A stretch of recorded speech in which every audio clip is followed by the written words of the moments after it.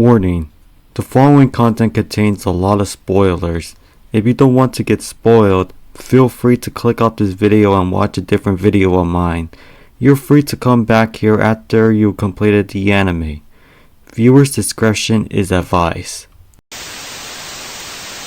Okay, this was a mistake watching this anime. No, I don't hate it or anything. It's funny, but at the same time, it felt like a mistake watching it in the first place. Before I explain why, let's get right to the introduction.金装のヴェルメイユ, also known as Vermeil in Gold, is based on a manga series written by Kota Amana and illustrated by Yoko Umezu. As of the time of recording this video, there are 10 volumes and 40 chapters since 2018, while the anime series was released in 2022 and lasted only 12 episodes. It was animated by Staple Entertainment, another animation studio that animated animes I am unfamiliar with. Alright, let's get right to the plot. We start the anime with a 16-year-old student named Alto, and Alto is someone you can call a failure. He doesn't have what every student is supposed to have, a familiar. So one day, when he enters a book full of summoning magic, a book falls on his head, and he decides to take it back to his dorm. Once he brings it back to his dorm, he starts summoning a familiar that's inside the book. He ends up summoning a demon girl named Vermeil, and dear lord, she is summoned without any clothes on. She is also extremely freaky towards Alto, such as trying to seduce him. She even kisses him, but it's only reasonable due to his mana.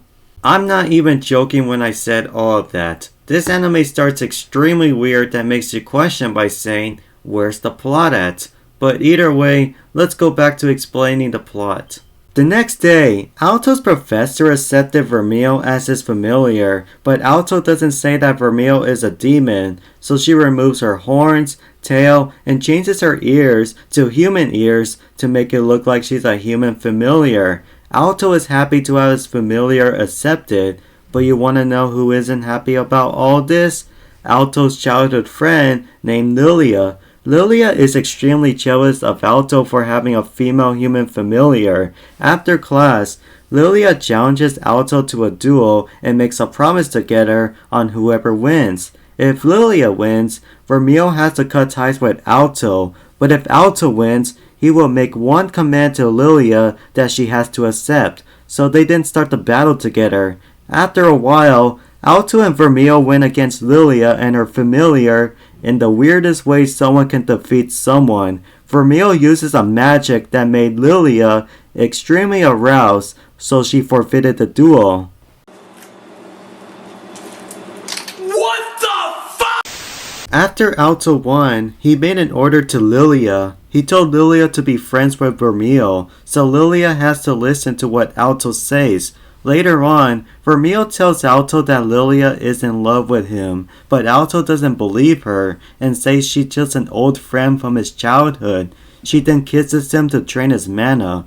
Oh yeah, why does she need to do that to begin with? If she doesn't kiss him, she will disappear from existence. I know, it's strange that she has to do that. She said it also works when she seduces him, but of course, Alto declines that and goes with kisses instead. The next day, a dragon appears out of nowhere, but thankfully, Vermeil stops the dragon from attacking anyone. But that wasn't an ordinary dragon. It was owned by a guy named Lex's brother. Lex is pretty powerful with controlling dragons, but Vermeil helped Alto defeat him by using crystal magic. The next day, the trio meets up with their friends Mark and Cheryl. Is that Rem right there? They met up due to how their headmaster told them that whoever could get the fairy flower first would become the class representative. By the end of that, Cheryl ends up being the class representative after Lilia accidentally let go of the flower, causing it to fly over to Cheryl. Also, remember when Lex got defeated by Alto? He gets badly beaten up and expelled by his childhood friend and the leader of the Dragon Rider group named Chris due to how he was defeated by Alto and his familiar being a dinosaur, not a dragon. Alto then learns about this and challenges Chris to a duel. Alto then wins against Chris by holding a crystal close to her throat by the end of the duel. After the duel, we see a professor named Obsidian, and Obsidian is an extremely weird dude. He may be popular with the students at the academy and extremely smart, but you aren't ready for what I'm going to say next. This sick motherfucker seduces and injects students with an unknown liquid. For example, he brought in a girl claiming he needed to see her, but he violated her and proceeded to inject her with an unknown liquid that would cause her to freeze and get into a coma. Something similar happens to Lex and his familiar when they both get possessed and beat up Chris and her dragon. The student council president, Elena, does show up and knocks out Lex and his familiar, which causes them to no longer be possessed. At the same time, an exam is coming up, so Vermeil lets Alto study with Lilia together. Vermeil walks away where she sees Obsidian, and Vermeil knows about all the fucked up things he has done. So to Obsidian's fury, just like he did to those other students, he injects Vermeil with an unknown liquid. This would cause Vermeil to turn into a horrible monster, but since Vermeil is a demon unlike everyone else Obsidian messed with, Vermeil doesn't play around and starts attacking Obsidian, but Alto comes out of nowhere and stops her, causing Vermeil to pierce her nail into Alto's chest, and this kills him. Vermeil then turns back into normal and heals Alto's open chest. While that's happening, Obsidian injects himself with his own liquids, which turns him into a creepy monster, but thankfully, Chris shoots him and Vermeil ends up finishing him. By the end of that, Obsidian ends up getting arrested and all the students he injected with his liquids wake up from their coma. Oh yeah, ever since Alto was revived by Vermeil, Alto has to be healed consistently by Vermeil. Alto can die if he doesn't get healed by Vermeil, and Vermeil will also die if Alto does.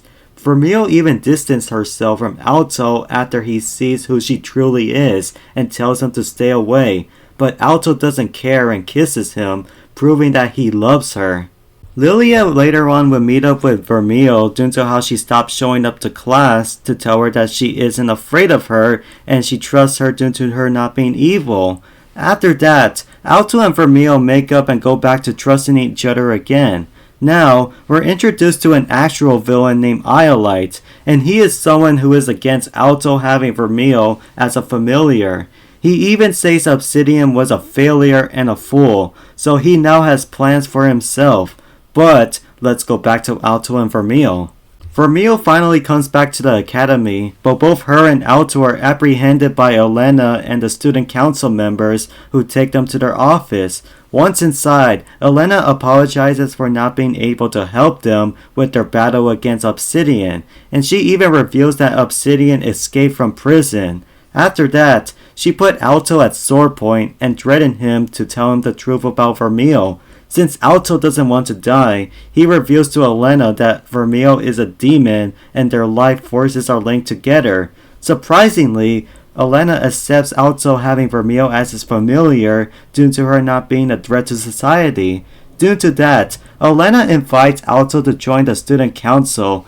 Despite how he was literally threatened and his life was at risk a minute ago, he accepts her offer.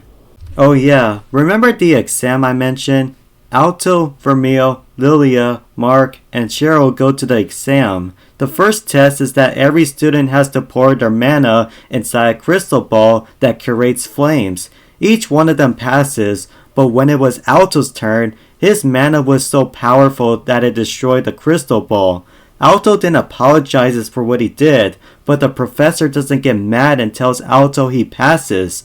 After that, one student goes to the bathroom and gets mad about Alto for being a show-off. This is when Iolite appears behind him and murders him to take his exam ticket away. Alto then goes inside the exam room without Vermeil due to how she isn't allowed inside, and Iolite sits next to Alto for the exam. After a while, a guard entered the exam room and announced that a student had been murdered inside the bathroom. The professor then realized that Iolite isn't a student, which makes Iolite reveal who he truly is. A fight between Alto and Iolite starts, and it lasts for a long time. Once Iolite is about to kill Alto, the book Alto used to summon Vermeil shields him. The book also freezes time and sends Alto into Vermeil's memories 550 years into the past. When Vermeil was a child, she was raised by a nun along with 3 other orphans. They know about Vermeil being a demon child, but none of them cared since she was harmless. But one day, someone in the town learns that Vermeil is a demon, and they go to the church to try to take and kill her.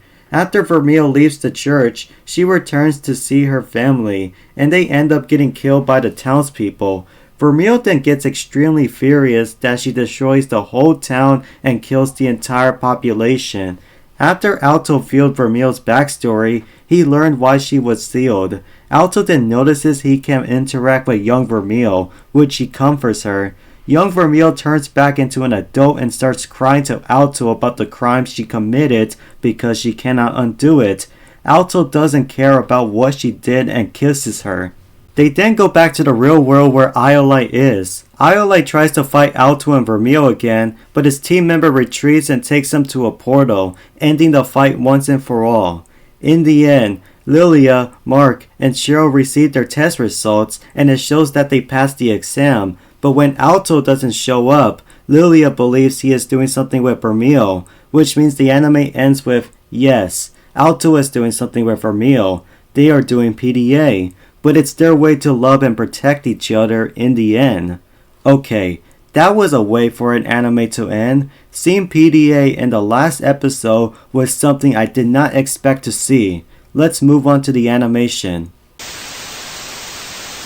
The animation is alright, not much to say since it's a newer animation made by a new animation studio, but it has nice colors here and there. Let's move on to the opening and ending themes.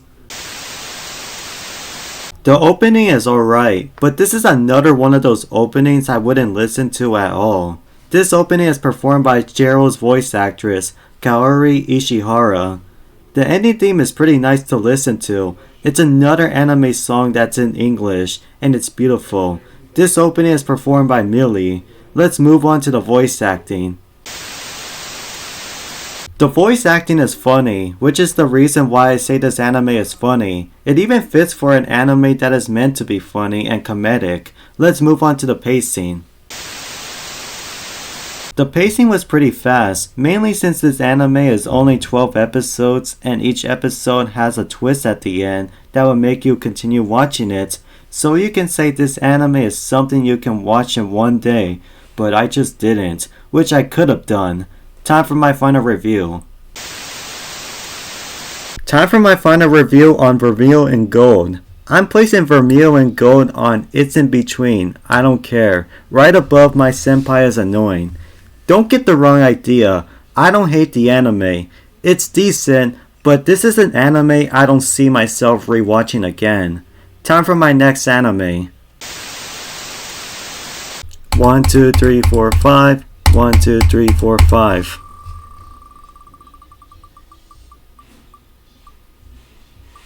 Really rocks. This is from last year, so I'm getting a 2025 anime. Alright then, time for my outro. I hope you enjoyed this video. If you did, please leave a like and subscribe. And please follow my socials in the description down below. And since you know what my next anime is going to be, stay tuned for that. Until then, this is Enjeru signing off.